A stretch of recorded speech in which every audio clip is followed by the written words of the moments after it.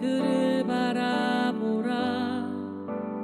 허벌판 주의 손을 기다리는 형제 자매 바라보라.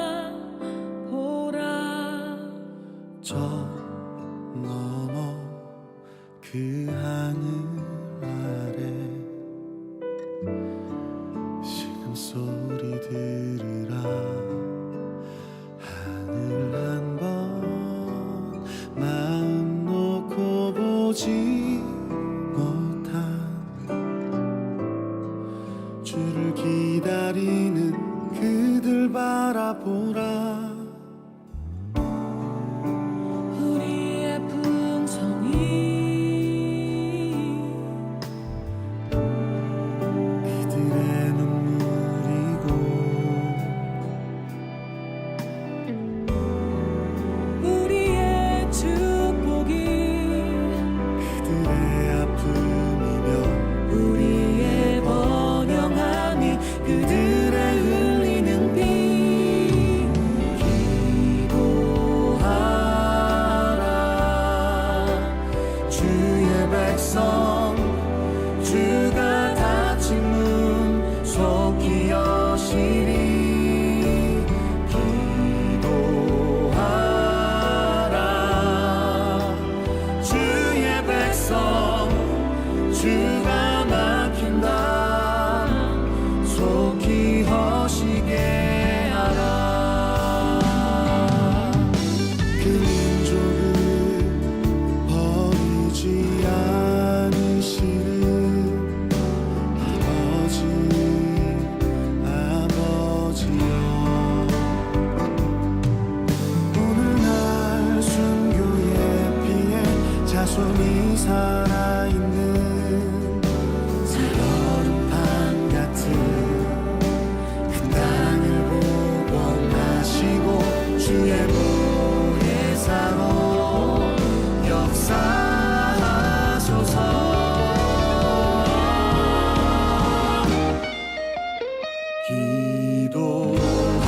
기도하라 주의 백성 주가 닫힌 문 속히 여시리. 기도하라 주의 백성 주가 막힌다 속히 허시게 하라.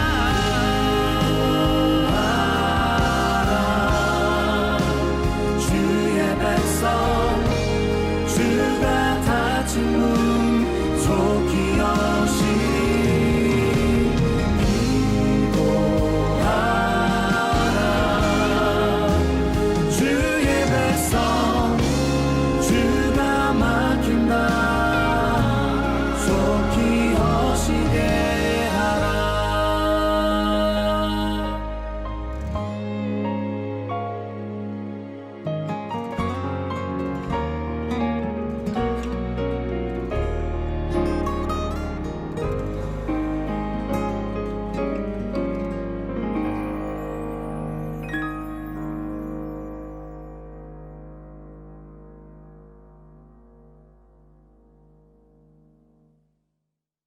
고린도후서 11장 2절 3절 한번 읽습니다. 내가 하나님의 열심으로 너희를 위하여 열심을 내노니 내가 너희를 정결한 처녀로 한 남편인 그리스도께 드리려고 중매함이로다. 그러나 나는 뱀이 그 간계로 하와를 미혹한 것 같이 너희 마음이 그리스도를 향하는 진실함과 깨끗함에서 떠나 부패할까 두려워하노라. 다시 읽습니다. 고린도서 11장 2절 3절 말씀. 내가 하나님의 열심으로 너희를 위하여 열심을 내노니 내가 너희를 정결한 처녀로 한 남편인 그리스도께 드리려고 중매함이로다. 그러나 나는 뱀이 그 간계로 하와를 미혹한 것 같이 너희 마음이 그리스도를 향하는 진실함과 깨끗함에서 떠나 부패할까 두려워하니라. 아멘. 결혼하는 목적이 뭐죠? 결혼하는 목적이 뭔 것 같아요? 결혼을 왜 하는가 하면 결혼을 왜 하는가 그 목적, 이유, 결혼의 이유. 정욕적으로 이렇게 만나가지고 그냥 얼렁뚱땅 하다 보니까 이렇게 결혼 생활이 벌써 몇 년 훅 지나가고 뭐 그렇게 뭐 계획을 갖고 그러니까 알고 결혼하는 게 좋을 것 같아요. 사람들이 모르는 사람들이 좀 알고 결혼하면 좋겠어요. 결혼한 사람들이 생각할 때 결혼 안 한 사람들은 좀 뭔가 알고서 결혼했으면 좋겠다. 그런 교육도 필요하겠구나. 이런 생각도 아마 할 거예요. 뼈저리게. 그런데 결혼하는 건 뭐 모르고 다 결혼해요. 알 때 되면 벌써 죽을 때 된 거란 말이에요. 철 들으면 뭐 죽는다 뭐 이런 얘기도 있잖아요. 그러니까 철 안 들게 자꾸 노력을 해줘야 된다는 거죠. 오래 살게 하려면. 어쨌든 결혼한다는 어떤 이유, 목적이 있어야 되는 거예요. 그 목적이 뭐냐면 결혼한다고 하는 게 뭘 것 같아요? 결혼한다는 게 왜 이유가 자손 번식이죠. 자손 번식. 자손 번식이라는 게 뭐예요? 자손 번식이라는 게 자손을 낳는 거. 자손을 낳아서 자기도 족보에 기록이 돼서 이름을 남기는 게 그 자손을 번식해야지만이 그게 가능한 거거든요. 그래서 자손 번식이 이유가 돼요. 결혼의 이유. 성경에서 말하는 결혼의 이유. 성경에서 말하는 결혼의 이유예요. 자손을 번식하는 거. 그거보다 더 중요한 게 있을까? 혹시? 그거보다 더 중요한 게 있을까? 자손을 번식하는 것보다 더 중요하다 뭐 덜 중요하다 그런 건 아닌데 결혼하는 이유를 성경적으로 다른 의미로 잡는다면 저는 이렇게 이야기를 하고 싶어요. 결혼이라고 하는 건 동행이다. 이렇게 동행한다. 그래서 동행하는 것이 결혼의 이유, 목적이다 하는 거예요. 사람들이 아기를 낳을 수도 있고 아기를 못 낳을 수도 있잖아요. 그런데 아기를 낳는 사람이나 못 낳는 사람이나 아기를 낳으면 자손이 번식돼서 뭐 열매를 맺었다는 것으로 뭐 이유가 되겠지만 아기를 못 낳는 사람들도 있잖아요. 그렇다고 해서 이 사람들을 뭐 하나님의 버린 카드라 이렇게 말하기는 어렵잖아요. 아기를 못 낳았어도 그 사람들에게 결혼할 수 있는 이유가 있어야 되죠. 그러면 그 이유, 남편과 아내가 함께 둘이 동행하는 겁니다. 동행하는 거. 그러니까 예수 그리스도를 우리가 신랑 되신 예수님을 우리가 신부가 만나요. 만나면 성경에서는 뭐 해야 된다고 그래요? 동행한다 그래요. 동행한다. 그러니까 예수님과 함께 계속 같이 동행한다. 이거를 결혼 생활이라 그렇게 말하는 겁니다. 그래서 에녹이라고 하는 사람 아시죠? 에녹이라는 사람은 하나님과 어떻게 했어요? 동행하셨다. 그래서 동행했다. 그래서 하나님이 이 땅에 있지 못하게 하나님이 데리고 가신 거죠. 동행하다 보니까 주님과 동행하니까 이 땅에서 동행하니까 하늘나라로 데려가더라는 거예요. 그러니까 이 땅에서 동행한다는 것은 에녹이라는 사람이 하나님과 동행했다고 하는 건 누구하고 동행했다는 말이에요? 뭐하고 동행했다는 거예요? 말씀하고 동행했다는 거죠. 말씀하고 동행했다는 말은 다른 말로 뭐와 동행했다. 뭐와 함께 있다. 말씀은 뭐다? 말씀은 영이잖아요. 그러니까 에녹은 사람인데 영하고 함께 있으니까 그 영이 데리고 간단 말이에요. 그러니까 영의 사람이 됐다는 얘기죠. 그러니까 에녹은 원래 사람인데 영이라는 말씀과 동행하니까 그 말씀이라는 영이 에녹을 데리고 간 거죠. 그죠? 그러니까 말씀이라는 영이 데리고 가니까 이 땅에서도 말씀이라는 영이 함께 동행하잖아요. 동행하니까 에녹은 이 땅의 사람이 아니란 말이에요. 땅의 사람이 아니고 말씀의 사람이라는 거죠. 그러니까 이것을 영이라는 말씀이 데리고 가니까 그러면 땅의 사람이 아니니까 하늘로 올라가는 거예요. 땅과 다른 하늘로 올라갔다 이렇게 말하는 거죠. 에녹이라는 사람을. 그래서 결혼이라고 하는 게 우리가 씨를 퍼뜨린다라는 의미가 우리에게는 큰 의미예요. 결혼이라고 하는 성경적인 결혼의 의미는 씨를 퍼뜨린다, 열매를 맺는다. 이것이 굉장히 큰 의미인데 그거와 맞먹게 큰 의미가 뭐냐면 하나님과 동행하는 겁니다. 그 신랑과 동행하는 거죠. 그게 결혼의 이유가 된다. 그래서 하나님과 동행하고 있습니까? 그 말은 다른 말로 뭐라고 할 수 있겠어요? 하나님과 동행하고 있습니까? 하나님과 동행하고 있습니다. 그 말은 하나님과 결혼했습니까? 하나님과 결혼하시고 같이 살고 있습니까? 라는 얘기가 되겠죠. 그거죠. 그래서 하나님의 아들이 우리의 신랑 되셔서 그분과 내가 동행하고 있으면 결혼 생활에 들어갔단 말이에요. 결혼 생활에 들어가고 그와 함께 지금 동행하고 있는가? 결혼 생활하고 있는가라고 이야기할 수가 있다는 얘기입니다. 고린도서 11장 2절 3절에 열심으로 너희를 위하여 열심을 내는데 중매한대요. 남편인 그리스도에게 우리를 중매한대요. 그러니까 뭘 시키겠다는 거예요? 중매해서 결혼시키겠다는 거예요. 결혼시켜서 그 결혼시켜가지고 함께 살게 하려고 하는데 3절에 보니까 뱀이 나는 너희들을 예수 신랑에게 결혼시켜서 함께 살게 하려고 동행하게 하려고 했는데 이 뱀이 하와를 꼬셔가지고 이렇게 진실함과 깨끗함에서 떠나가지고 부패하게 만들었으니까 너희들도 그렇게 뱀이 와서 꼬여가지고 너희들을 부패할까 두렵다 하는 거죠. 그러면 여기서 예수님하고 신랑인 예수님하고 결혼을 시켜가지고 이렇게 살게 하는 것은 뭐를 의미하는 거고 하와라는 사람을 여기 뱀이 와서 하와를 꼬셔가지고 부패하게 만드는 것은 뭐를 의미하는 걸까요? 예수님하고 이렇게 결혼하는 것은 뭐를 의미하는 거겠어요? 뱀이 와서 하와를 꼬여가지고 깨끗함과 진실함에서 떠나서 부패하게 한 거니까 우리 아까 낮에 성경 공부할 때 같이 이야기 나눈 게 있어요. 부패하게 하고 타락하게 됐다. 이스라엘 백성이 부패하고 타락했다. 그 뭐를 의미한다 그랬어요? 말씀에 대한 변질을 의미한다 그랬죠. 말씀에 대한 변질에 대해서 이야기하는 거예요.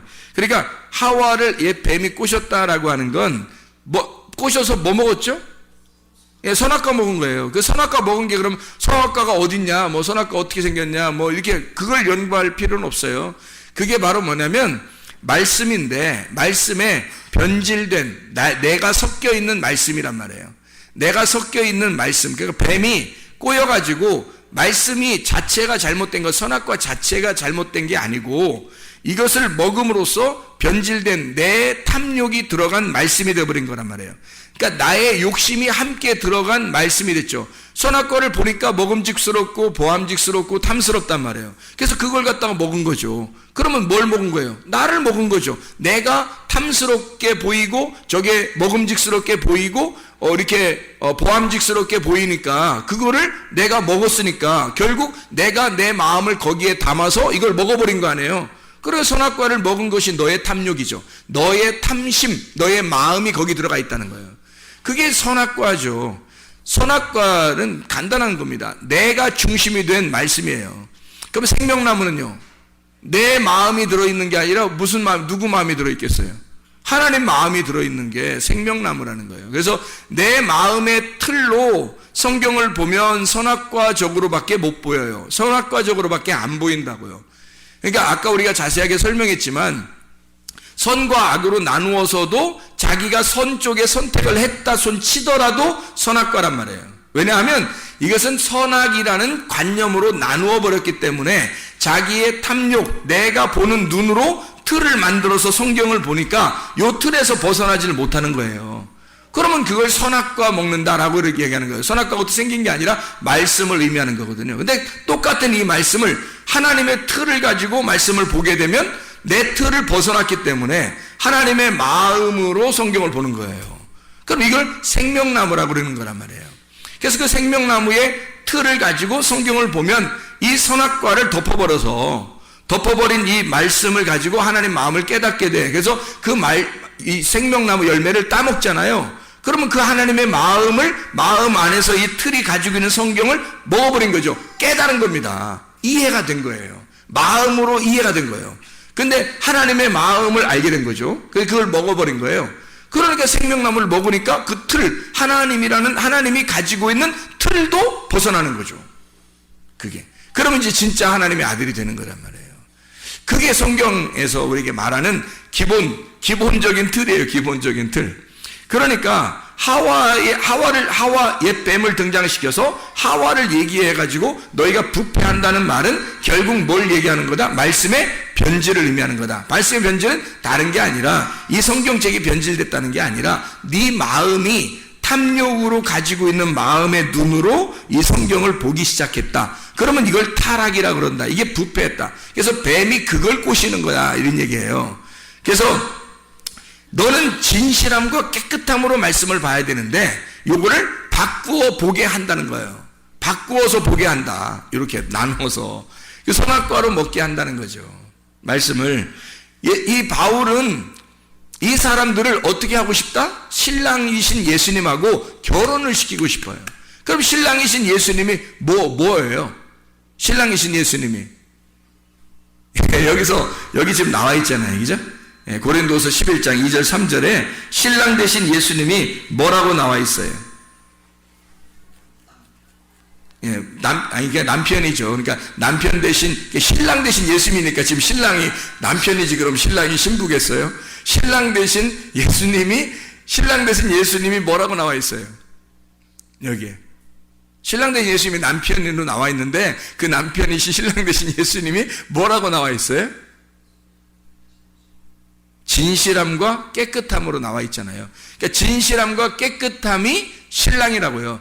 그러니까 여기서 자 보세요. 진실함과 깨끗함에서 네가 떠나니까 부패하잖아요. 타락하잖아요. 누가 왔어요? 옛뱀, 하와를 꼬시는 옛뱀이 왕고인 거죠. 그죠? 그러니까 말씀을 놓고 가운데 말씀을 놓고 진실함과 깨끗함의 말씀이라는 게 있단 말이에요. 진실함과 깨끗함의 말씀이 있는데 옛뱀이 와가지고 이 세상에 요거를 진실함과 깨끗함에서 떠나게 만드는 거예요. 그러면 내가 마음이 담겨서 내 마음이 담겨서 내 틀을 가지고 요걸 빼내서 이거 성경을 보기 시작하는 거예요. 그러면은 부패하게 되는 거란 말이죠. 근데 너는 어떻게 봐야 돼? 신랑 되신 예수님이라는 진실함과 깨끗함으로 성경을 봐야 된다는 거죠. 그죠? 신랑 되신 예수님하고 진실함과 깨끗함으로 성경을 본다는 말은 다른 말로 말하면 뭐가 될까요? 신랑 되신 예수님하고 동행한다는 얘기가 되는 거예요. 다른 말로 동행은 뭐라고 할까요? 결혼이라고. 신랑 되신 예수님하고 결혼했다. 그 말은 뭐라고요? 진실함과 깨끗함으로 결혼했다는 거예요. 진실함과 깨끗함이 뭔데? 말씀. 그래서 말씀이신 신랑 되신 예수님, 그분이 진실함과 깨끗함이고 거기에서 너가 포함되면 부패해버린다는 거죠. 네가 포함되면 네 마음이 거기에 들어가 버리면 자 성경 말씀 자체는 잘못된 게 아니에요. 근데 내 마음으로 성경을 보면 이건 타락해버린다는 거죠. 내 마음으로 성경을 보면 그러니까 내 틀을 가지고 벗어나지 못하고 성경을 보는 것 자체가 하나님을 모르는 거잖아요. 하나님을 모르는 게 뭐냐면 죄예요. 죄라는 건 관역에서 멀어졌다는 얘기예요.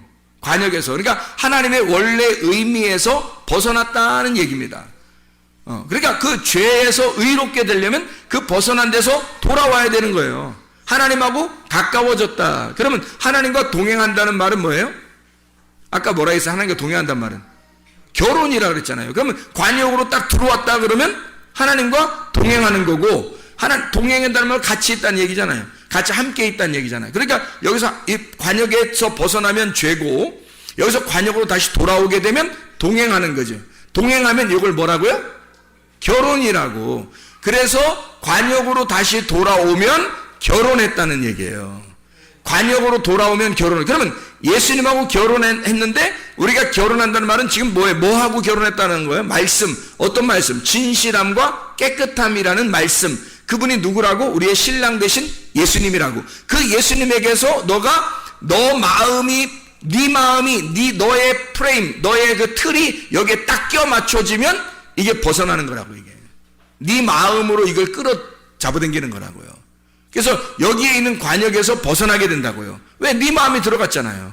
네 마음이 들어갔으니까 네 마음 아니고 하나님 마음으로 봐야 되잖아. 그럼 하나님 마음 안으로 들어가면 동행, 하나님 마음 안으로 들어가면 의로움, 하나님 마음 안으로 들어가면 그걸 결혼이라 그러네. 그리고 그 하나님 마음 안으로 들어가면 결합되었다, 하나가 되었다라는 말이고, 그럼 의로움이라. 근데 여기서 하나님의 마음에서 벗어나면 두 마음이 된 거고, 네 마음이 같이 있으니까 이게 두 마음이고, 그래서 벗어나면 죄, 결혼해서 벗어났다, 떨어져 나왔다 이 말이에요. 결혼해서 떨어져 나왔다. 그러니까 하나님하고 결혼해야 동행하는 건데 함께 있지 않다. 그러니까 결혼해서 벗어난 거죠. 무슨 말인지 알겠죠? 그래서 너를 중매해서 결혼시키려고 하는데, 그 말은 다른 말로 말하면 뭐예요? 관역 안으로 집어넣으려고 하는데, 너를 의롭게 하려고 하는데, 너를 관역 안으로 집어넣어서 말씀을 하나님의 마음 안으로 집어넣으려고 하는데, 마귀가 와가지고 너를 어떻게 한다? 하나님의 마음에서 벗어나게 만들려고 한다. 하나님의 마음에서 떨어져 나오게 하려고 한다. 한마디로 말하면 죄를 짓게 만든다는 거예요. 어떤 이런 죄를 짓는 게 아니에요, 여러분. 성경의 하마르티아는 죄를 짓는 게 아니라 관역에서 벗어나고 빗나갔다는 뜻이에요. 그러니까 여기 가운데 들어가면 결혼이고 하나님과 동행하는 거고, 그걸 의로움이라고 그러고 그걸 결혼이라 그러는 거예요. 에녹이라는 사람이 하나님과 동행했더라. 그 말은 말씀과 하나가 되었더라, 그 말이에요. 말씀과 하나가 돼서 말씀과 같이 걸어가고 있더라는 거예요. 그게 동행. 한마디로 말하면 그 말씀하고 에녹이 결혼했더라, 그 말이에요. 그래서 그렇게 살고 있더라. 그러니까 그가 계속 아기를 낳는 것도 진리의 말씀을 열매로 낳는 거죠. 그런데 여기서 벗어나게 되잖아요. 그러면 내 마음이 들어가 있는 거예요. 그러니까 모든 사람들은 노아 시대 때나 에녹 시대 때나 모든 사람들은 다 어떻게 돼 있냐면 말씀에서 벗어난 자, 동행하지 않는 자들이었다는 얘기예요. 그래서 멸망당하는 겁니다. 그 부패하는 게 간단한 거예요. 말씀에서 벗어나는 거를 진리의 말씀, 진실함과 깨끗함에서 벗어나니까 거짓이 되는 거예요. 진실함에 반대니까 거짓이 된 거고, 깨끗함에서 벗어나니까 더러움이 되는 거란 말이에요. 그러니까 말씀 자체가 진실함과 깨끗함이라는 신랑인데, 여기서 벗어나니까 더러움이라고 하는 것과 거짓의 말씀으로 네가 살고 있다라는 얘기예요. 그러면 이 말씀이 뭐 거짓말 치고 있어, 뭐 오른쪽으로 가야 되는데 왼쪽 가라고 하고, 뭐 전봇대 돌아가면 어느 집이 있다고 그러는데 전봇대 돌아가면 집이 없어, 뭐 이런 식으로 거짓말 치고, 이런 거짓말이 아니라는 얘기죠. 그런 게 아니라 말씀에서 벗어났다는 얘기예요. 말씀에서 벗어났다. 여기 들어가면, 요 말씀에 관역 안에 들어가면 깨끗함과 진실함이 있다. 거기서 벗어나면 더러움과 거짓이 있는 것이다. 여기에. 그래서 죄는 벗어난 거고, 관역 안으로 들어가면 의로움이고 결혼이고 이렇게 되는 거죠. 바울은 여기서 이 교회 사람들에게 내가 너희들을 중매해서 예수 그리스도와 결혼시키려고 하는데, 혹시 마귀가 와가지고 너희를 빼내서 밖으로 벗어나게 할 수도 있겠다. 그거 조심해야 된다. 그래서 너희가 그렇게 해서 부패할까봐 내가 참 힘들다. 이렇게 얘기를 하는 거죠. 두렵다. 자, 결혼하는 목적이 자손 번식이죠. 이게 결혼하는 목적 자체가 자손 번식, 다른 말로 말하면 씨를 퍼뜨리는 겁니다. 씨를 퍼뜨리는 게 결혼의 목적이 되는 거예요. 남자들만 그런 목적을 가지고 있는 게 아니고, 여자를 통해서, 남자가 여자를 통해서 씨를 번식하는 것이 이제 그들의 결혼의 목적이 되는 겁니다. 그래서 성경에는 씨뿌림이라는 게 나오는 겁니다. 씨 뿌린다. 그 마태복음 13장에 보면 그 씨를 뿌리는 자가 나오죠. 씨를 뿌리는 자. 그리고 또 씨를 뿌리는 자가 한 명이 나오는 게 아니라 둘이 나와요. 이 씨를 뿌리는 자가. 공교롭게도 어떻게 둘이 나오냐면 마태복음 13장에 보면 씨 뿌리는 자가 나오는데, 이 씨 뿌리는 자가 13장에 24절부터 24절부터 30절까지 말씀에 씨를 뿌리는데, 좋은 씨를 뿌리는데요. 천국은 좋은 씨를 뿌리는데, 밭이 여기다 원수가 가라지를 덧뿌린대요. 좋은 씨를 뿌리는 데다가 원수가 가라지를 덧뿌린대요. 24절부터 30절까지 말씀에. 그죠? 그랬더니 둘이 그냥 함께 자라나도록 그냥 둬라 그랬잖아요. 둘이 그냥 함께 자라나도록 둬라. 그러니까 완전히 이거는 이제 어떻게 보면 교회 안에서 자기 마음에 들고 착하고 괜찮은 사람은 그냥 두고 아닌 사람은 좀 뽑아냈으면 좋겠다, 이렇게 생각하는 사람들의 생각에 예수님이 아니다. 그런 사람들도 그냥 이렇게 둬라. 이런 말씀처럼 여겨지잖아요. 예수님이 사랑이 많으셔서 그런 것처럼 여겨지잖아요. 근데 여기에 그 씨라고 하는 게 있잖아요. 여기서 씨를 뿌리는 자가 둘이 나와요. 하나는 그 씨 뿌린 자가 인자가 나오고요. 인자. 그죠? 인자가 씨를 뿌립니다. 그런데 그 인자가 씨를 뿌리고 또 누가 씨를 뿌리냐면 악한 자가 씨를 뿌린다. 여기 또 한번 보죠. 36절부터 43절까지의 말씀에 보면 가라지 비유를 설명을 하죠. 가라지 비유 설명하죠. 여기 13장에 여기 보니까 37절에 뭐라고 되어 있어요? 좋은 씨를 뿌리는 자가 누구예요? 인자예요. 인자 좀 말 좀 해볼까? 인자가 누구예요? 예수님을 말하는 거죠. 그러니까 인자라는 원래 뜻은 어떤 뜻이에요? 인자 한번 얘기해 볼까요? 인자가 어떤 뜻이에요? 사람의 아들이라는 뜻이에요. 사람의 아들. 그게 인자라는 단어거든요. 근데 예수님이 사람의 아들로 철저히 하나님인데 사람의 아들로 오셨다. 그렇게 해서 자기를 인자라고 이야기한 거거든요. 그럼 왜 인자라는 표현들을 이렇게 자꾸 할까? 예수님이? 뭐 인자는 안식일의 뭐 주인이니라 이런 얘기도 하고 그러잖아요. 인자. 그래서 그 인자라는 말을 자주 쓰시거든요. 왜 그런 말들을 인자라고 일부러 쓰시냐면요. 성경에 이 성경 자체를 우리가 본다는 것은 이 성경 이 자체가 하나님이라고 그랬죠. 근데 이 속에서 내용을 깨달아야 되잖아요. 그럼 이 속에서 내용을 깨달을 때 이 성경 자체가 하나님인데 요 하나님이라는 이 성경에서 내용을 깨달으려면 누구를 깨달아야 되겠어요? 인자를 깨달아야 되는 거예요. 인자 깨달읍시다. 그 인자를 깨닫는 것이 성경의 내용을 알게 되는 거거든요. 그게 그 인자가 그러니까 뭘 말하는 거냐면 밭의 보화죠. 자, 성경이라는 이 하나님의 말씀이 이게 성경이 하나님이라면요. 이 밭이라고 하는 게 성경이죠. 성경이 밭이에요. 그러면 그 안에 밭이 중요한 게 아니라 그 속에 보화가 중요한 거란 말이에요. 그죠?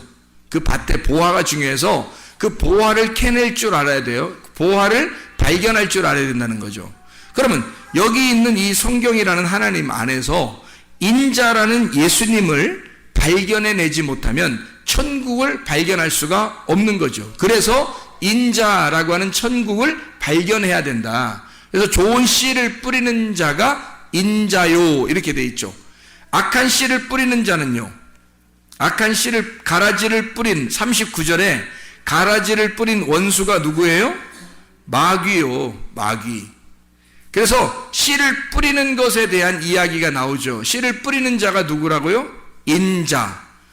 그리고 하나님의 아들들이 나옵니다. 그렇죠? 하나님의 아들들. 그런데 우리가 이제 여기서 잘 알아야 될 것은 하나님의 아들들이 나오는 것이 이 하나님의 인자를 통해서 인자가 씨를 뿌려가지고 하나님의 아들들이 나오니까 하나님의 아들들이 엄청 많이 이렇게 나오는구나 라고 생각하지만 사실 여러분이 성경을 볼 때 그렇게 보면 내 눈으로 보는 거란 말이에요. 내 틀을 가지고 역시 성경을 보는 거죠.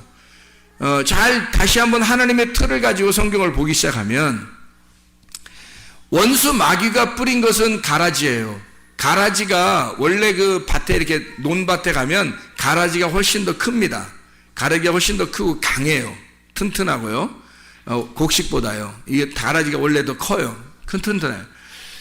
그래서 이제 그거를 이제 교회들에서 적용할 때는 뭐 좀 염소 같은 자들, 이렇게 나쁜 염소 같은 자들, 괜히 트집 잡고 뭐 이런 사람들, 그런 사람들이 훨씬 더 교회에서는 또 뭐 중직을 맡아가지고 교회를 막 이렇게 좌지우지하고 뭐 그렇게 한다 이런 생각도 얘기하고 그러는데 이게 말씀이거든요, 말씀. 그래서 가라지라고 하는 게 훨씬 더 크다 할 때 요 가라지들은 자, 이게 그 좋은 씨를 뿌려서 하나님의 아들들이 나왔고, 그리고 악한 씨를 뿌려서 악한 원수가 악한 씨를 뿌려서 악한 자녀들이 나온 거예요. 그러면 이 두 개 중에서 사람을 의미하는 게 아니고요. 이게 말씀을 의미하는 겁니다. 근데 말씀을 의미하는 건데 제가 말씀을 이렇게 하니까 사람을 또 얘기 안 하는 줄 알고 그렇게 하면 또 안 돼요. 사람을 얘기하는 건데 말씀으로 제가 설명을 한다는 얘기예요. 자, 왜 그러냐면 이런 말이에요. 자, 인자가 씨를 뿌려서 하나님의 아들들을 이게 산출해 냈어요. 인자가 씨를 뿌려서. 그리고 악한 마귀도 씨를 뿌려서 가라지들을 많이 냈어요. 그럼 여기서 양쪽 다 이렇게 많은 거예요? 아니면 좀 달라요? 우리의 틀을 가지고 보면은 양쪽 다 많은 거죠? 양쪽 다. 그런데 하나님의 틀로 한번 생각해 보자고요. 악한 원수가 뿌린 씨앗은 많습니다. 많고요. 그 가라지들은 많다. 그런데 하나님의 아들들은 하나예요. 하나님의 아들들은 하나.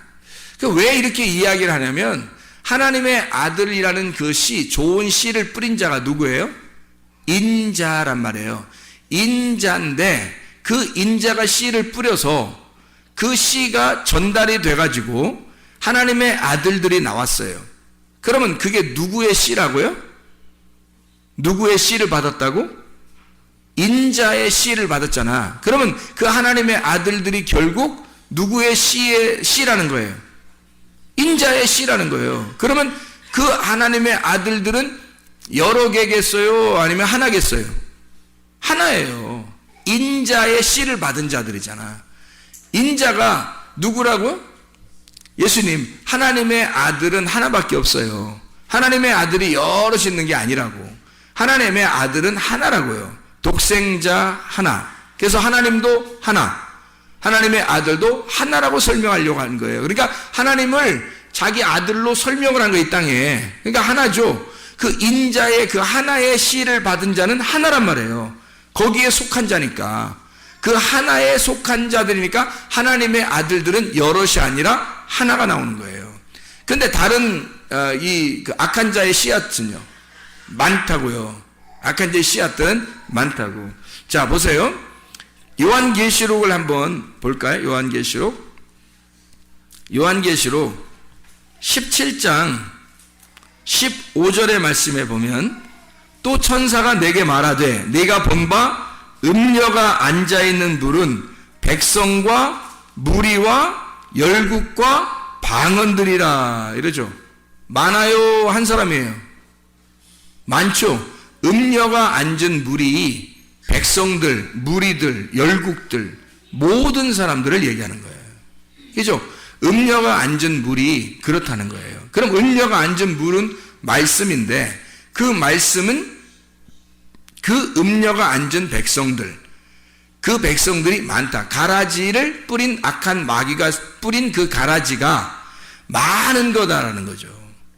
하나님은 영도 하나고 침례도 하나고 하나님도 한 분이시고 교회도 하나고 그리스도의 몸도 하나예요. 다 하나로 설명하거든요. 그래서 진실함과 깨끗함인 겁니다. 진리라고 하는 건 하나여야 되거든요. 그리고 깨끗함도 하나여야 되는 거예요. 그래서 우리가 마지막 요한계시록에 세마포를 입을 때 색깔이 있는 옷을 입어요? 아니면 색깔 없는 옷을 입어요? 색깔 없는 옷을 입는 거예요. 무교병, 뭐가 섞이지 않은 무교병, 깨끗한, 아무것도 섞이지 않은 하나, 단순한, 깨끗하고 순진한 그런 말씀을 얘기하는 거예요. 하나죠, 하나. 그게. 그래서 인자를 설명할 때 성경 구약에서 보면 여러 선지자들이 나와요. 그렇죠? 여러분이 아는 선지자들 누구 나와요? 선지자들 중에서는 여러분이 아는 선지자, 성경의 구약에 선지자를 보면 많이 선지자가 나와요. 근데 제가 선지자라고 여러분에게 설명할 때 어떤 선지자라고 제가 말할 수 있냐면, 제가 말하면 아담의 아들 중에서 가인이 아벨을 죽이고 누가 아담에게서 태어났죠? 셋. 이게 하나님을 아는 자란 말이에요. 여호와 이름을 부르는 자, 이 셋이라는 사람이 하나님을 아는 자예요. 그리고 이 셋의 자손 중에서 하나님하고 동행하다가 올라간 사람이 있어요. 누구예요? 에녹이라는 사람이 있죠, 그죠? 그 당대에 그러면 여러 명이 올라갔어요? 에녹 혼자 올라갔어요? 에녹 혼자 올라갔잖아요. 그러면 그것도 아쉬운 게 에녹이 낳은 자식들도 있고, 그죠? 에녹에 뭐 부인도 있으니까 자식들도 낳았을 거 아니에요. 근데 에녹 혼자 올라가더라고요. 그죠? 이상하잖아요? 그러니까 셋이라는 그 아들도 하나 나오고요. 그 다음에 에녹도 하나 나오더라는 얘기예요. 그죠? 그 당대에 다 올라가지 않고 에녹 혼자 올라가잖아요. 그럼 노아는요? 노아 식구들 7명 있었죠. 노아하고 합해서. 그래서 노아하고 합해서인데 누구만 은혜를 받았어요? 하나님과 동행하는? 노아만 하나님과 동행하고, 그 말은 하나님과 동행했단 말은 뭐라고 해요? 하나님과 결혼했다고. 하나님하고 결혼하고 하나님의 관역 안에 들어간 사람은 노아 한 사람 나오잖아요. 노아 한 사람. 그러면 그 이후에 노아의 자손 중에서 하나님이 인류를 다 멸망하고 하나님의 그 아들을 다시 한번 또 선택을 해요. 그때 누구를 선택해요? 아브라함을 선택하잖아요. 아브라함, 이삭, 야곱을 동시에 선택했어요? 아니, 아브라함을 선택했어요. 아브라함을 선택하니까 이삭, 야곱이 나오는 거잖아요. 그렇죠? 그래서 아브라함을 선택을 하죠. 근데 그 당시에 뭐 아브라함만 뭐 훌륭했겠어요? 인간성으로 보면 모든 사람이 있었는데 아브라함 한 사람을 딱 선택하잖아요.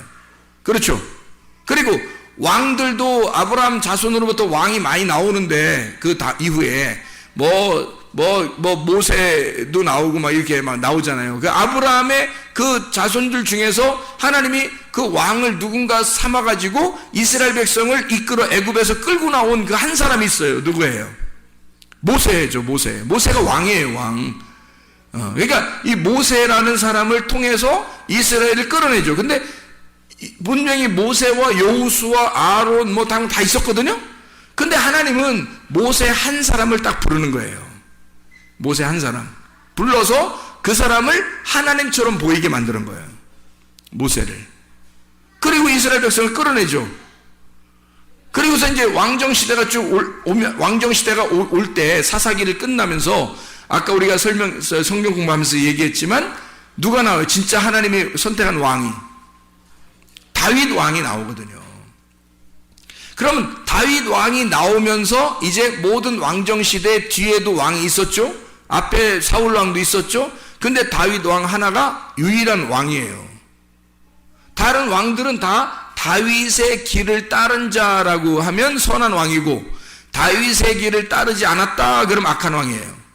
그렇게 딱 구분해버려요. 그러니까 왕은 딱 하나밖에 없는 거야. 누구? 다윗 왕. 그리고 왕은 왕정시대는 끝나요. 다윗 왕 하나로. 그리고서 예수님이 나오는 거거든요. 다윗 왕의 자손으로. 그래서 마태복음 1장에 보면, 마태복음 1장의 1절을 보면 뭐라고 나와요? 마태복음 1장 1절에 보면 아브라함과 다윗의 자손 예수 그리스도의 계보라 이렇게 나오잖아요. 네. 뭐 다른 왕들이 있었을 수도 있는데도 아니라는 거야. 그렇게 성경을 쓰는 게 아니라면 왕은 다윗 하나만 딱 골라놓은 거예요. 하나만. 그러면 자, 왜 제가 지금 하나를 얘기했을까요? 뭘 설명하려고? 인자를 설명하려고. 인자 설명해 보고 싶어서요. 인자 좀 설명해 보고 싶어서 그런 거예요. 자, 셋도, 아담의 이후 셋도, 그 다음에 에녹도, 노아도, 아브라함도, 모세도, 다윗도, 예수도 다 하나로 나오더라는 얘기죠.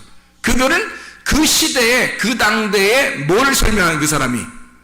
그 당대의 인자였던 거죠. 그 당대에 그 사람들이 인자였던 거예요.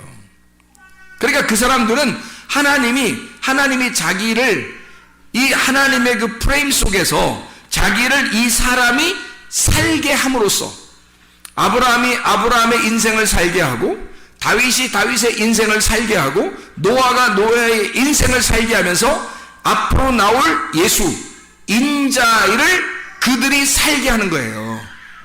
그래서 인자의 삶을 그들이 삶으로써 인자를 보여주는 거죠.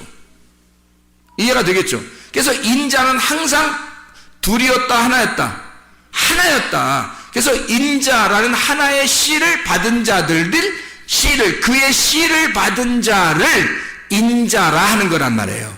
그러니까 당연히 하나님의 아들들은 하나겠어요? 여럿이겠어요? 하나가 맞죠.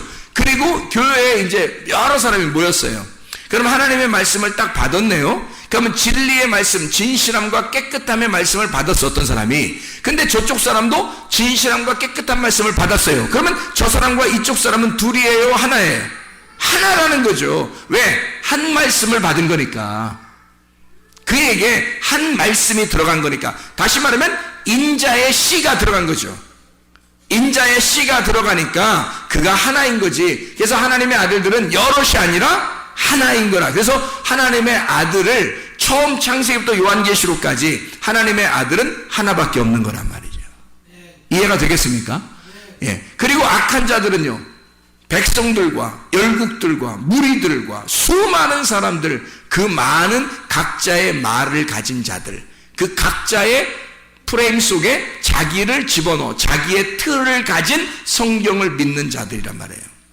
자기의 틀을 가지고 성경을 믿는 그 사람들, 자기 틀이 안 깨진 거예요. 자기 틀이 안 깨진 그 수많은 백성들 위에 음녀가 앉아있다는 거죠. 그러면 밑에 있는 그 사람들은 다 뭐예요?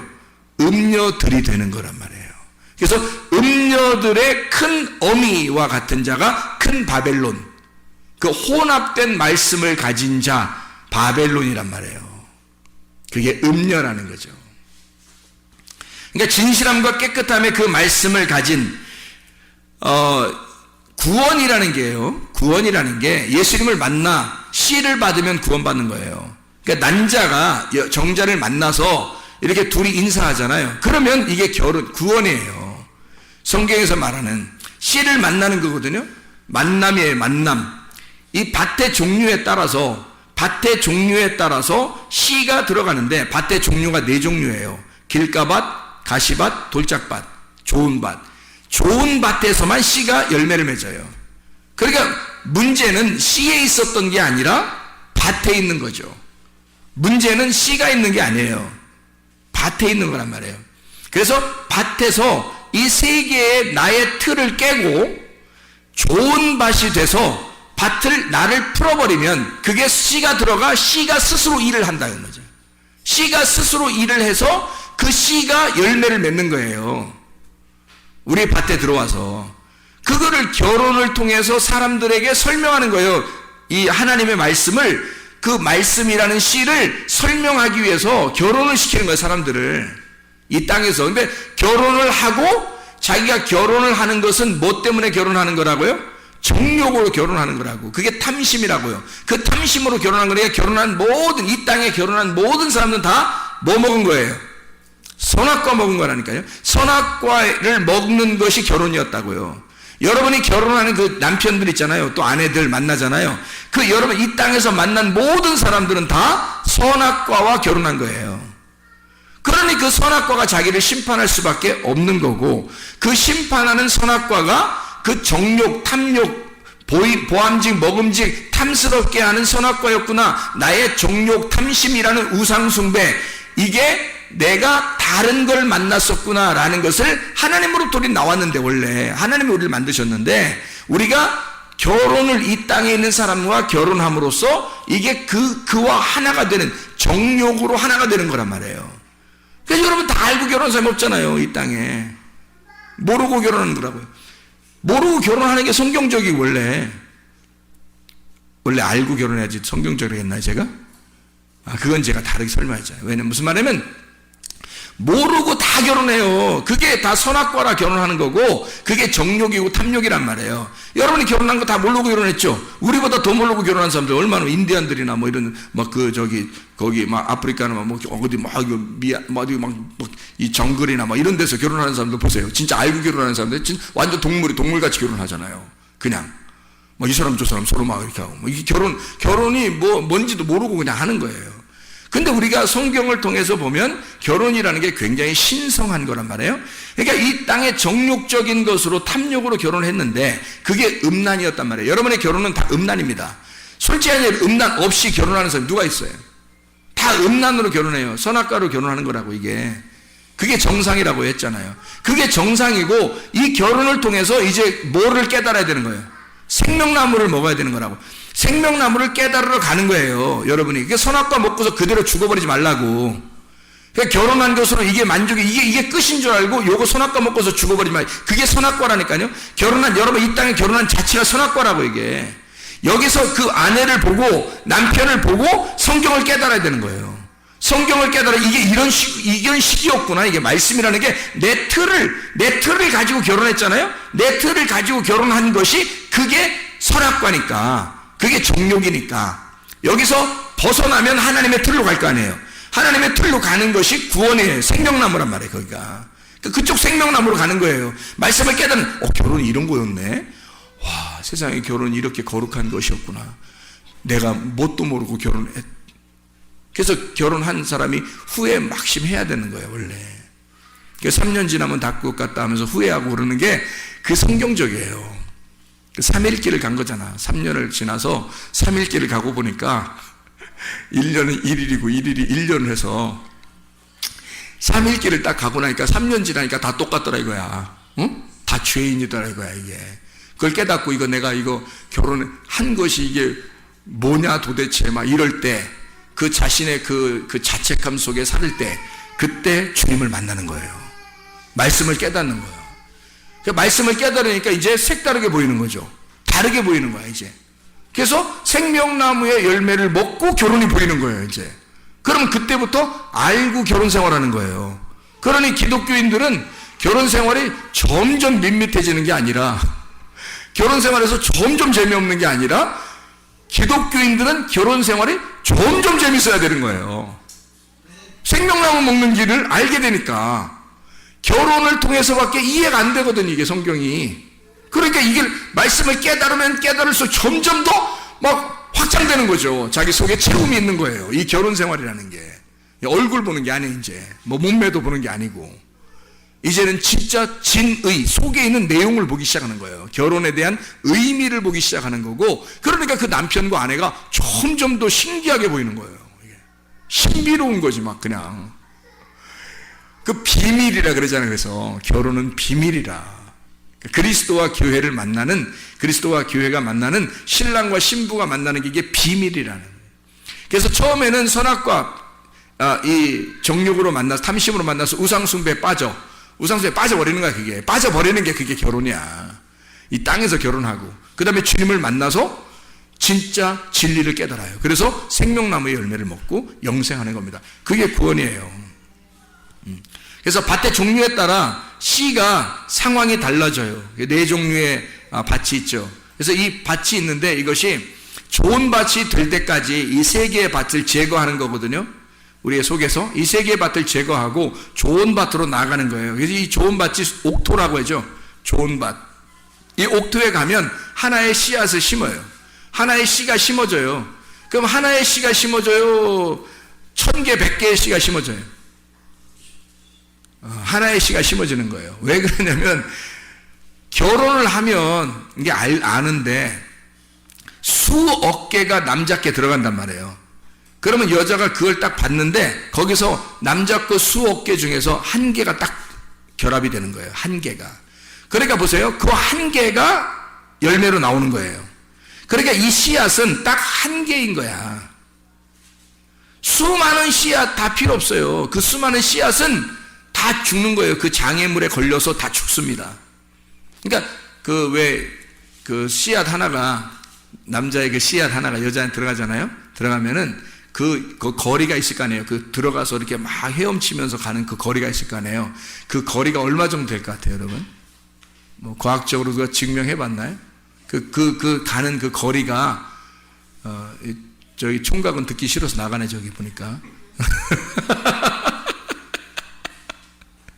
이 거리가 어느 정도 되냐면요, 한 20cm 안팎이에요. 그래서 20cm 정도도 안 돼요. 이게 그 헤엄쳐서 가는 이 거리가요, 20cm도 안 돼요. 근데 그 20cm 안 되는 그 거리를 수억 개가 출발한다고요. 수억 마리가 출발하는데 이게 어느 정도 출발하면 건장한 남자가, 잘 들어요. 건장한 남자가 철인 5종 경기를 5km를 철인 5종 경기로 장애물을 극복해서 한 번도 쉬지 않고 달려가야지만이 도달할 수 있는 거리. 이게 그 씨앗 하나가요, 하나가 딱 이렇게 착상이 되기 위해서 수많은 이 수억 개의 씨들과 경쟁을 합니다. 부딪히고 경쟁하고 여기 그 장애물도 있고 해서 그걸 쭉 충돌이 나가요. 충돌에 나가서 이것이 끝까지 그 철인 5종 경기 건장한 남자가 약 한 5km를 한 번도 쉬지 않고 장애물을 뛰면서 수영하면서 막 가는 자전거 타고 수영하고 막 뛰고 장애물 건너고 해서 5km를 한 번도 쉬지 않고 달려가는 그 노력과 똑같대요. 그 씨앗 하나가 거기 착상될 때까지가. 그렇게 모든 수억 개의 그 씨앗에서 그 하나가 들어가서 꼴이 나는 거예요. 그는 그 건장한 남자의 5km를 쉬지 않고 달려간 그 수고를 해서 거기서 꼴이 난 거거든요. 그래서 애가 나오는 거예요. 이 씨앗이 나오는 거예요. 여러분들은 대단한 사람들이에요. 대단한 사람들 여기 지금 앉아있는 게. 그래서 그 씨는 하나예요. 하나의 씨가 들어가 그 하나의 씨앗이라는 열매를 나오는 거예요. 그게 성경적인 이야기들이거든요. 하나님이 그렇게 다 우리 몸속에 숨겨놓은 거예요. 이 말씀을.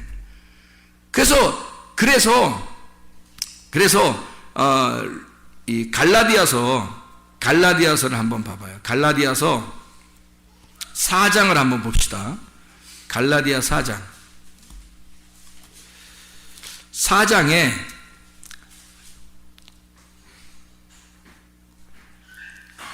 갈라디아서 4장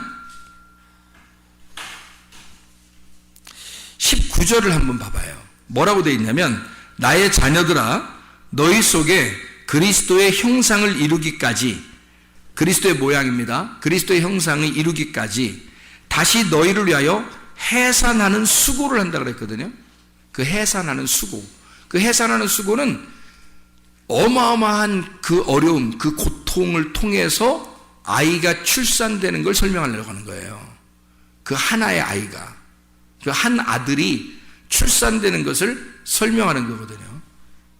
그러니까 수많은 씨에서 하나의 씨앗이 열매를 맺는 것을 말하는 겁니다. 여러분에게 이렇게 설교를 많이 해요. 새벽에도 저녁에도 이렇게 설교를 계속 많이 하는데요.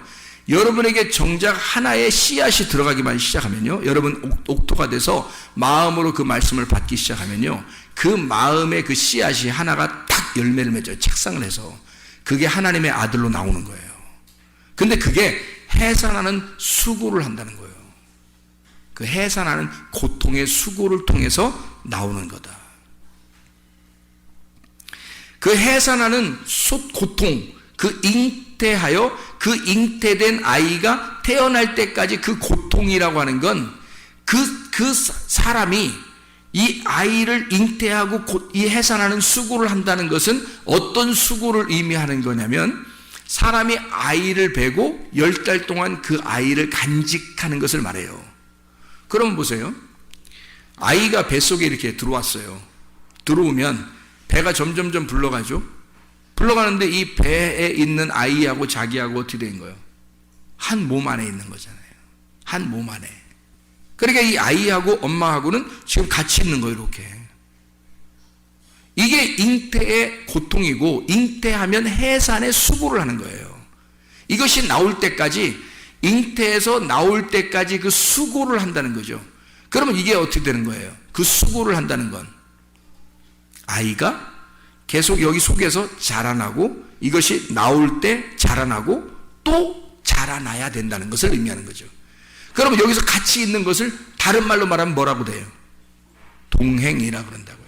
그 동행을 다른 말로 말하면 뭐라고요? 결혼이라 그런다고요. 그러니 하나가 되어 있는 상태란 말이에요. 그래서 하나님의 아들이 여기 속에 잉태했을 때 우리는 뭣도 모르고 아이를 잉태한 거예요. 뭣도 모르고 정욕적이라 했죠. 정욕적이니까 선악과의 말씀으로 잉태하고 탐욕을 가지고 아이를 잉태해서 애를 낳고 나니까 자기 건 줄 아는 거죠. 그래서 이게 탐욕이 속에서 발동이 됩니다. 그래서 아이가 태어났을 때 이상하게 자기하고 일치를 시키고 싶고, 이상하게 자기가 보이고, 그래서 이 아이가 딴 하나님 거 같지가 않고 내 거 같은 거예요. 그래서 이게 자꾸 탐욕으로 보기 시작하는 거예요. 그래서 이 자녀를 통해서 나를 키우는 거죠. 이게 그게 탐심 선악과예요. 그게 정욕으로 결혼했고 정욕으로 잉태가 되었고 정욕으로 낳았으니까 그러는 거예요. 이것을 말씀으로 이제 잉태가 무엇이다라는 걸 깨닫고, 그리고 아이가 태어난 것이 하나님의 아들이라고 하는 것이 하나의 씨가 나온다는 것을 설명하려고 그 말씀 하나가 우리의 속에서 씨앗이 되어서 열매를 맺고 나온다고 하는 것을 우리가 알게 되면 그 다음에 이 아이를 볼 때 어떻게 보이겠어요? 말씀으로 보이겠죠. 이 아이가 그냥 내 새끼로 보이는 게 아니라 이게 말씀으로 보이는 거죠. 이게 하나님의 아들로. 그러면 그때부터는 이 아들이 내 아들이 아니니까 이게 의미가 달라지는 거예요. 의미가 달라지고 나의 탐욕의 눈으로 보는 게 아니라 이제는 하나님의 눈으로 보기 시작하는, 틀이 바뀐 거죠. 이 프레임이 바뀐 거예요. 하나님의 눈으로 보는 거죠. 그러니까 처음에는 선악과로 먹는 게 맞아요. 근데 그 다음에 하나님의 말씀을 깨달으니까 어떻게 돼요? 생명나무의 열매를 먹게 되는 거죠. 그러니 자녀를 볼 때도 생명의 나무로 보는 거고요. 남편과 아내를 볼 때도 생명의 나무로 보기 시작하는 거란 말이에요. 어때요? 선악과에서 선악과를 먹는다는 얘기는 선악과와 동행한다는 얘기고 선악과와 결혼했다는 얘기예요. 자, 생명나무를 먹는다는 얘기는 생명나무와 동행한다는 얘기고 생명나무와 결혼했다고 하는 얘기예요. 이해가 되겠죠? 그러니까 이게 다 무슨 말씀이에요? 다. 이 뭐를 설명하려고 하는 거예요? 여기서 선악의 열매, 말씀과 생명의 열매, 말씀을 설명하려고 하는 거죠. 그러니까 너희가 먼저는 뭐예요? 하와, 옛 뱀으로부터 하와가 부패한 말씀을 얘기하는 거고, 그것을 바로 잡아주기 위해서 너희를 그리스도와 중매하고 싶다는 얘기예요. 그죠? 그리스도와 중매하고 싶다. 그러니까 중매라고 하는 건 하나가 된다는 얘기죠. 하나가 된다는 동행이라는 말이고, 그걸 다른 말로 결혼이 시킨다. 너희를 결혼시키고 싶다. 너희가 먼저는 누구에게서 결혼이 되었었다? 옛 뱀이라는 하와, 아담을 통해서 내려온 선악과로 결혼이 돼 있단 말이에요. 근데 너희가 진실함과 깨끗함에서 결혼하게 되면 신랑이 바뀌어 하나의 씨를 받는 하나님의 아들이 나의 신랑이요 아버지가 된단 말이에요. 그래서 그와 함께 결혼하게 되면 그분과 동행하는 에녹처럼 하나님과 동행하는 에녹이 되는 거고, 하나님과 동행하는 노아가 되는 거란 말이죠. 하나님과 동행하는 하나님과 동행하는 우리가 되는 거예요. 이것은 여럿이 내가 있는 게 아니라 그 모두가 다 하나의 인자가 되는 거죠. 하나님의 아들, 인자. 그러면 그 인자를 발견할 때 성경이라는 이 프레임 속에서 인자가 발견돼야 거듭난다니까. 그럼 그 인자를 깨달아야 거듭나니까, 이 노아를 알고 에녹을 알고 아브라함을 알고 다윗을 알고 예수를 알 때 그 전에는 모르고 우리의 눈으로 봤단 말이에요. 그런데 우리의 눈을 벗어나서 하나님의 씨앗이 들어와 이걸 보기 시작하니까 하나님의 눈으로 보기 시작하게 되는 거죠. 아, 인자가 옛날에 있었던 예수 그리스도, 그분이 인자라고 자기를 했던 건 구약에 있었던 이런 모든 하나님의 프레임 속에 있었던 사람들을 일컬어 예수가 집약적으로 자기를 인자라고 표현했구나. 그 인자로 표현한 것은 요한복음 1장 14절에 말씀이 육신이 돼서 오셨다. 말씀이 육신이 돼서 오셨다. 이걸 누구라고? 예수라는 인자라고요. 그러면 그 인자라는 예수가 그 당시에 지금으로부터 약 2000년 전에 그냥 그때 사시다가 죽으시고 부활하신 그 예수, 그분이 인자라고 돼버리면 여러분하고는 아무 상관이 없는 인자죠. 그분이 그냥 그렇게 가셨다면 우리하고는 상관없는 인자가 된다고요. 무슨 말인지 알겠어요? 지금 그분이 인자가 되실 때, 사람의 아들이 되실 때 뭐가 뭘로 됐다고요? 말씀이 육신이 돼서 인자가 됐다. 이해가 되겠어요? 자, 구약에 에녹이라는 사람, 아담의 아들 셋이라는 사람, 그리고 에녹, 그리고 노아, 아브라함, 모세, 다윗, 예수 다 인자예요. 그럼 그 인자가 뭐가 들어간 거예요? 그 사람 속에? 말씀이 들어간 거란 말이에요. 말씀이 함께 동행하고 있고 말씀과 결혼한 자고 말씀과 하나가 된 사람이란 말이에요. 그 당시에 그 사람들은 그 말씀을 사는 사람들이었다고. 그러니까 하나님의 아들 말씀이 육신으로 들어가 그 안에 하나가 된 말씀과 하나가 된 말씀과 결혼한 말씀과 동행하는 그 사람이니까 그걸 인자라고 하는 거라고요. 그러면 예수 그리스도를 통해서 우리도 말씀이 내 안에 들어오면 말씀이 내 안에 들어와 인자가 지금도 내일도 내일 모레도 계속 인자가 나와야 된다는 얘기죠. 말씀이 육신에게 들어오는 그 생기가 들어온 인자가 있어야 된다는 얘기죠. 이해가 되겠습니까? 그러면 하나님의 아들이 그 인자니까 말씀이 내 속에 들어와 인자가 돼버리면 그 사람의 아들은 성경의 내용 안에 들어간 하나님의 아들이 된다는 얘기죠. 그게 말씀을 깨닫는 겁니다. 그래서 천국 가는 거예요. 거듭난다는 건 인자의 씨를 받아야 거듭나요. 다른 거는 거듭날 수 없다. 그래서 인자의 씨는 어떤 씨라고요? 진실함과 깨끗함이라는 씨라고요. 그게 성령의 말씀이고 진리의 말씀이라고 하는 거예요. 그거와 반대되는 건 더럽고 거짓인 말씀이라는 얘기예요. 그래서 거짓말하는 자들을 거짓 선자라 그러는 거고 더러운 것을 입은 자를 음녀라 그러는 거고요. 그들은 많은 씨를 가지고 있고 많은 열매를 가지고 있어요. 많은 백성들 위에 음녀가 앉아 있고요. 그런데 예수 그리스도는 하나의 씨를 가지고 있다고요. 하나님의 씨를 가져서 그 하나님의 씨, 하나의 씨라는 진리를 우리의 속에 심어놓기를 원한다고요. 그래서 우리는 여럿이 아니라 그 인자 안에 들어간 사람은 다 인자가 되어서 하나가 되는 거예요. 그래서 하나님의 아들은 하나인 거죠. 그 하나님의 아들인 하나가 천국인 거고요. 그 안에 우리가 속해서 살아가는 겁니다. 기도하겠습니다.